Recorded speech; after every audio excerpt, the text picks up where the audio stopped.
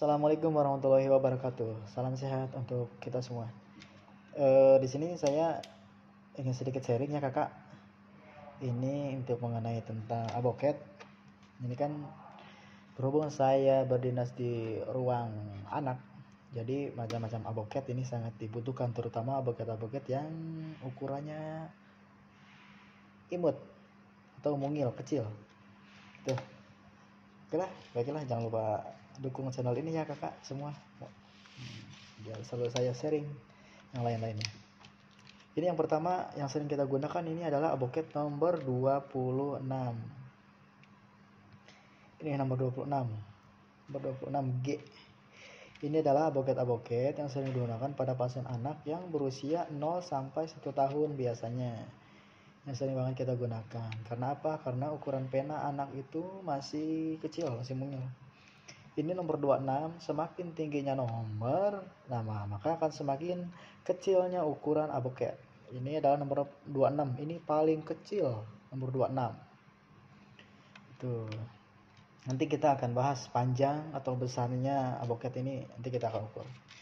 Terus yang kedua ini adalah nomor 24. Nah, nomor 24 ini nomor 24 ini di mana aboketnya warna kuning. Warna kuning. Oh ya maaf kakak ya, yang ini warna ungu. Yang 26 paling kecil. Ini warna kuning itu menandakan nomornya nomor 24. Itu beda-beda ya.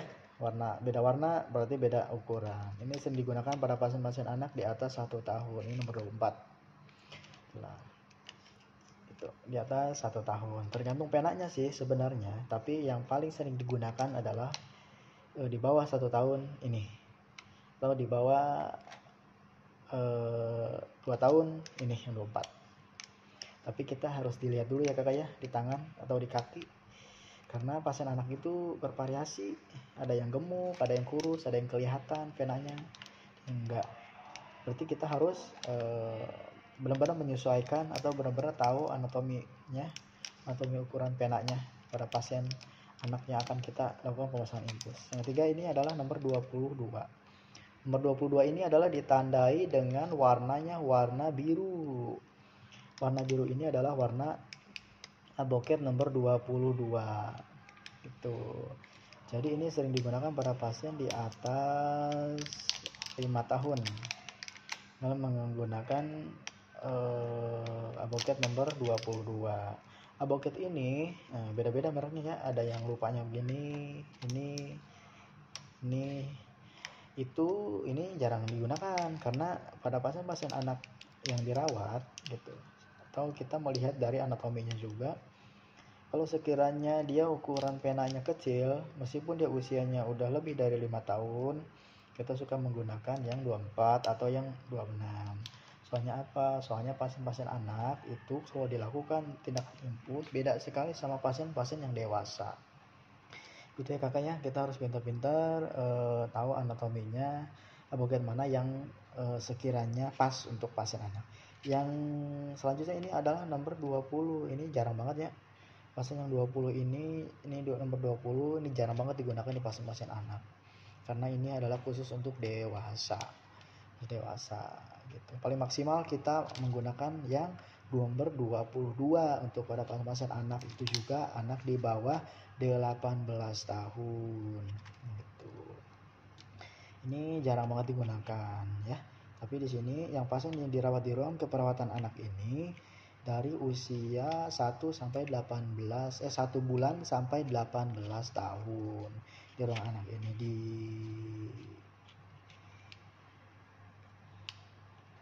mohon maaf kakak.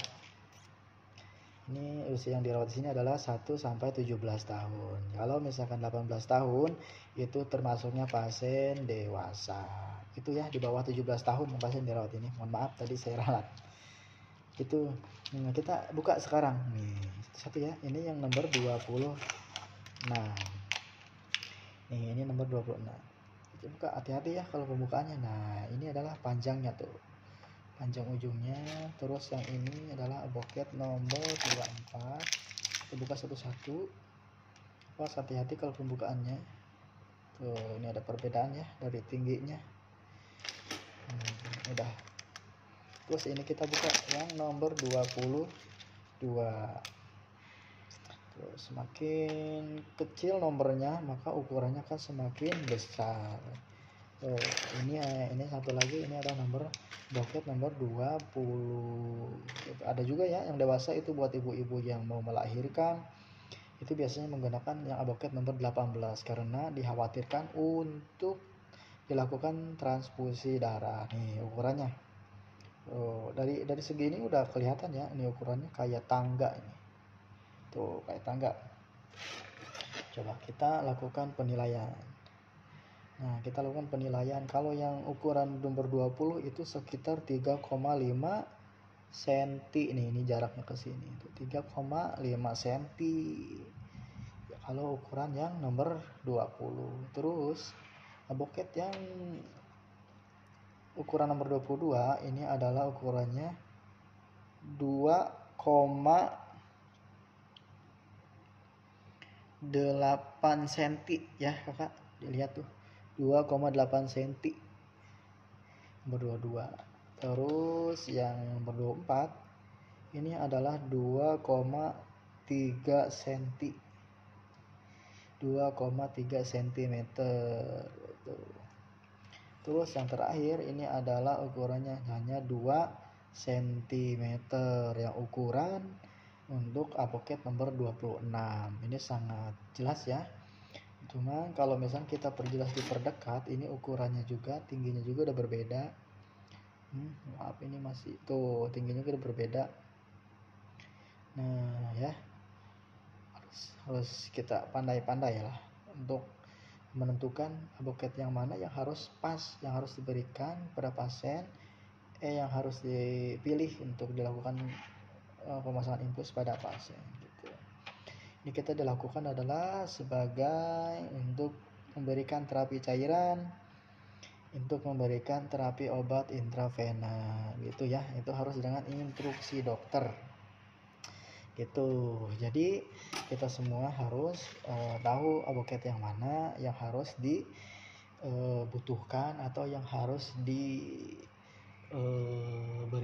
pada pasien untuk melakukan pemasangan infus. Jangan sampai kita menentukan bokepnya terlalu gede gitu ya, takutnya akan terjadi pecahnya pembuluh darah yang di intravena tersebut, apakah di metakarpal ataukah di kaki, di tangan gitu ya, daerah itu. Jadi kita harus benar-benar pandai menentukan itu. Kalau misalnya ada yang ingin tanyakan, boleh di kolom komentar, nanti silakan ya. Nah, di sini mohon maaf ya, satu lagi di sini kalau misalnya bokep nomor 18 akan lebih tinggi lagi dia. Itu 18 itu ditandai warnanya warna hijau ya, Kakak. Jangan lupa. Yang paling gede nomor 18 warna hijau. Itu untuk pemasangan infus pada pasien-pasien yang mau melahirkan. Dikhawatirkan dia akan terjadi dia akan dilakukan transfusi darah yang untuk secepatnya, makanya bokepnya yang lebih gede gitu ya. Kita tutup lagi ininya, kita tutup lagi. Jangan lupa dalam ini harus one hand ya, gini set baru tutup tuh, simpan di sini, kita tutup.